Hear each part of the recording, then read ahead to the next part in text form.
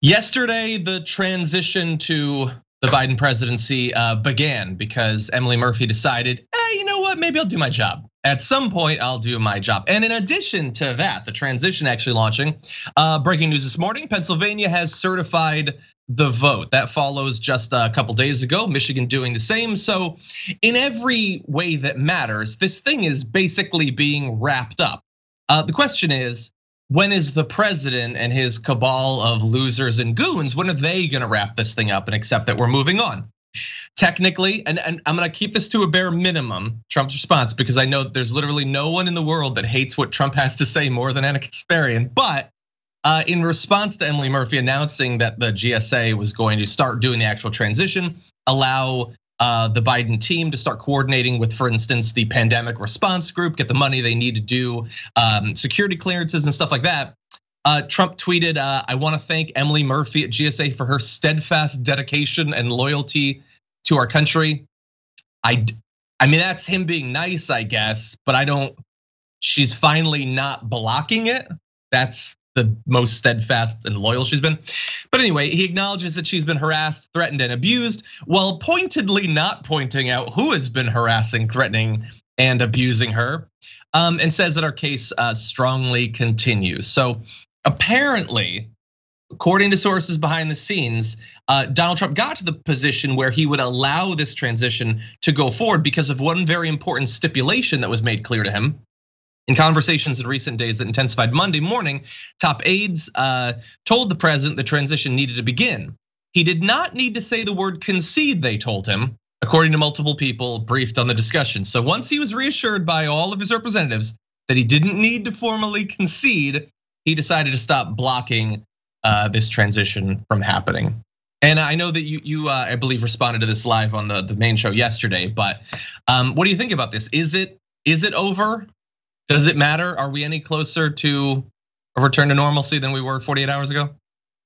I think we're inching closer to it being over, but it depends on what you are referring to when you say it, right? Like, is it over meaning Biden is the president-elect? He will be inaugurated on January 20th. Yeah, I think that's pretty clear at this point. Whether Trump wants to believe it or not, his statement was a concession. The transition process has begun. Fox News hosts have already acknowledged that Biden is president-elect. But is it over in regard to Donald Trump kind of dropping off the face of the earth? No, that's unlikely. And Trump is part of the problem, but the other part of the problem is that the media just loves doing these insane, superficial, unbearable stories about his tweets because he's gonna keep tweeting insane things. And Trump brings in the ratings for these cable news networks, for instance. And so they're gonna keep talking about his tweets.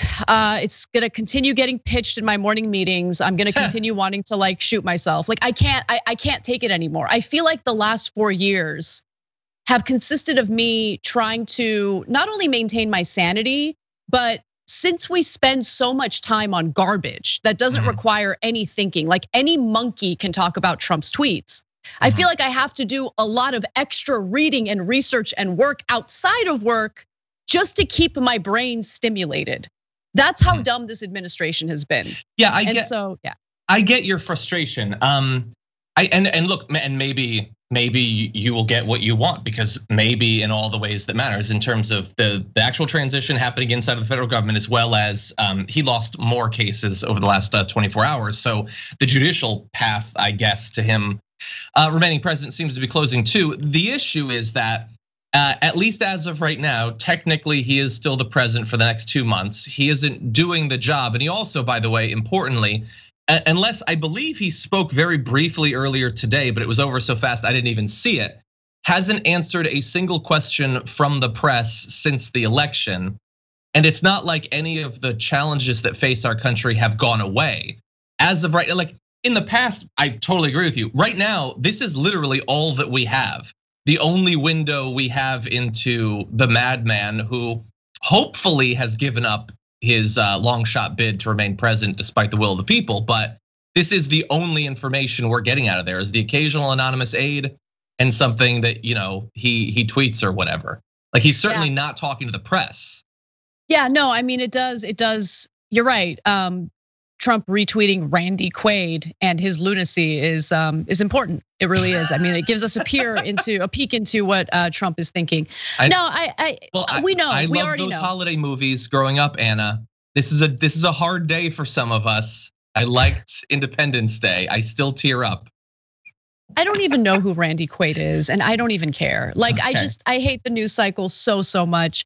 And I know I'm being like extra bitter today when I should be happy that, things are moving along in the old direction of a Biden cabinet that's just littered with all sorts of people who were in Obama's administration and were pretty disastrous in Obama's administration as well. But whatever, better than Trump. Yeah. Sure, and we'll have 4 years to critique all of the mistakes that or I shouldn't say mistakes, the intentional terrible decisions the Biden campaign or Biden administration will be making.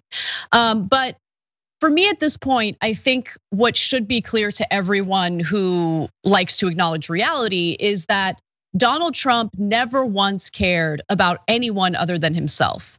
Now that he has lost the general election, he is MIA or playing golf. He doesn't care to do anything in regard to stimulus, which is so desperately needed right now. Americans desperately need financial relief. A bunch of protections, including eviction protections and things like that, are set to expire at the end of this year. And it doesn't appear that he cares, doesn't appear that he wants to do anything about it. The only policy related moves I see him making right now, and I'm sure you'll appreciate this, John, is essentially trying to find ways to drill on public lands and destroy our environment further. So that's who Trump is. He's always looking for a way to make a buck, but he doesn't care about the American people. He doesn't care about his own family members. He couldn't even keep them safe from coronavirus. That's who that man is. And I just want to get to a point in this country where we don't have to hear from him ever again. But unfortunately, hey, the news industry needs to make money. And if he's putting out lunatic tweets, we'll be covering them for years to come. Well, at least 57 days. We do have the inauguration of 57 days.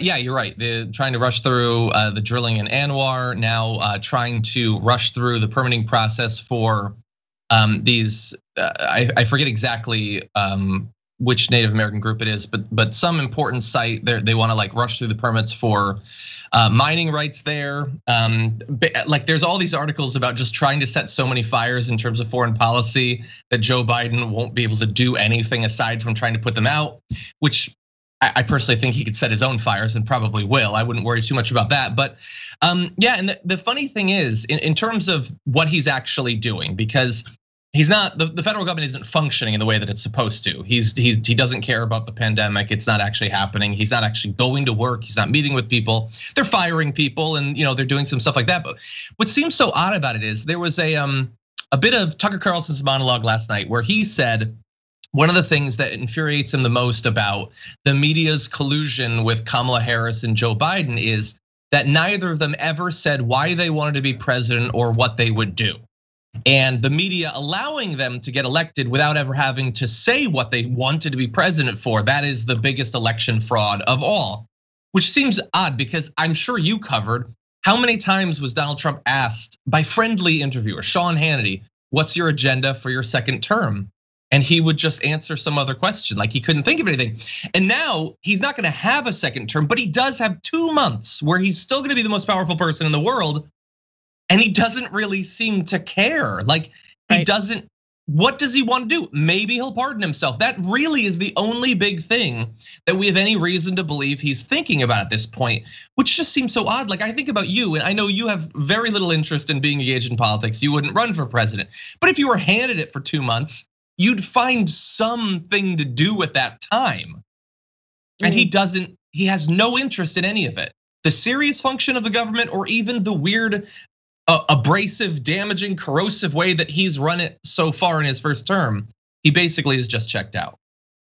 Yeah, he's just checked out. He's very much the type of person who likes to take his ball and go home. I just love the imagery because it really does symbolize who Donald Trump is as a person, just like this bitter, sore loser who even in this position of power has decided No, I'm mad. I'm gonna go play golf, or I'm gonna hide out in my basement, right? That's who Trump is. Yeah. But yeah, I mean, you mentioned having 2 months in this position of being the most powerful person in the world. You can actually, as we've learned through the Trump administration, do quite a bit through executive orders.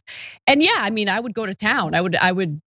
But that's the thing, like I would go to town because I get pleasure in making the country a better place, right? Not just for myself, but for everyone. Yeah. I get pleasure over the idea of walking outside of my home and not seeing giant homeless encampments.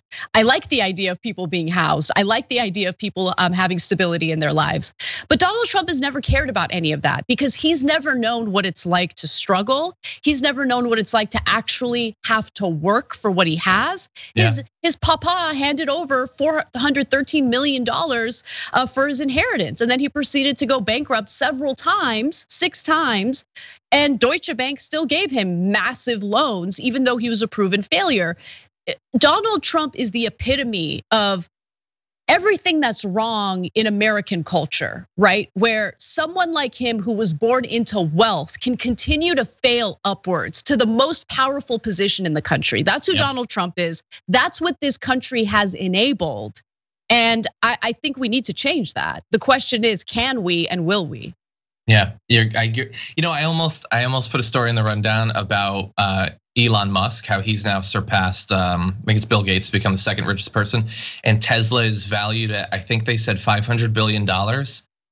And when I saw the headline, I thought, give me a Molotov cocktail, let's burn this thing down, because it's all BS. None of it means anything. Tesla's not worth $500 billion, that doesn't mean anything.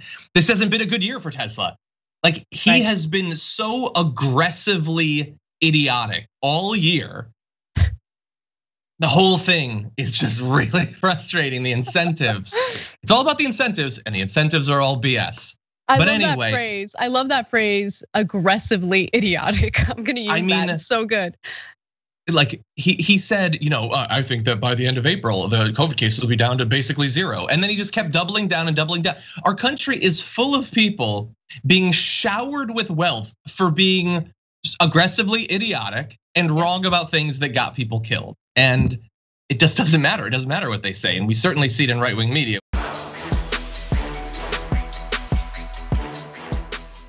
For more political news breakdowns, interviews, stories of activism, and me trying my hardest to care about the occasional big celebrity news story, subscribe to our YouTube channel at youtube.com/The Damage Report. And you can ring the bell wherever it is so you don't miss anything.